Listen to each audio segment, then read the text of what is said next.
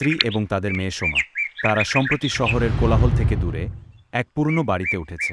আশপাশে কম লোকজন, বাড়িটি বেশ বড় এবং নির্জন। কিন্তু প্রথম দিন থেকেই স্ত্রী অনুভব করতে থাকে কিছু একটা ঠিক নেই। এক রাতে স্ত্রী হঠাৎ জেগে উঠে দেখে সোমা ঘরে নেই। দরজা খোলা, বাইরে জ্যোৎস্না ছড়িয়ে আছে।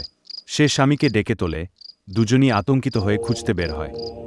হঠাৎ বাড়ির পুরনো উঠোনে এক কোণে সোমাকে দাঁড়িয়ে থাকতে দেখে। সে অপলক দৃষ্টিতে তাকিয়ে আছে একদিকে, যেন কারো সঙ্গে কথা বলছে।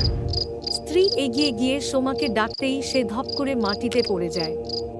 কাঁপতে কাঁপতে সে বলল, মা, ও বলল একা ওর সঙ্গী দরকার।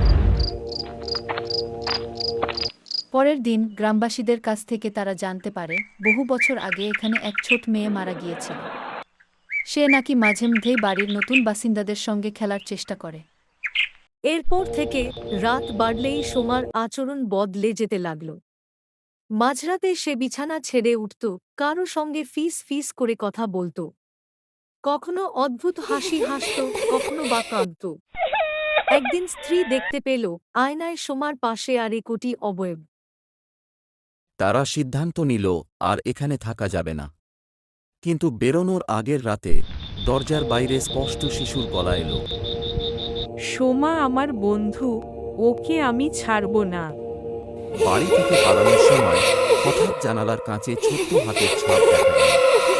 আর সেই রাতেই বাড়ির দরজা এমনভাবে বন্ধ হয়ে গেল যেন ভেতর থেকে কেউ আটকাচ্ছে। সেই রাতটা কোনোরকম কাটিয়ে পরের দিন সকালে রওনা দিলাম কলকাতার উদ্দেশ্যে। বন্ধুরা, গল্পটি কেমন লাগলো অবশ্যই কমেন্টে জানাবেন। ভালো লাগলে একটা লাইক করবেন, পেজটিকে ফলো করে পাশে থাকবেন।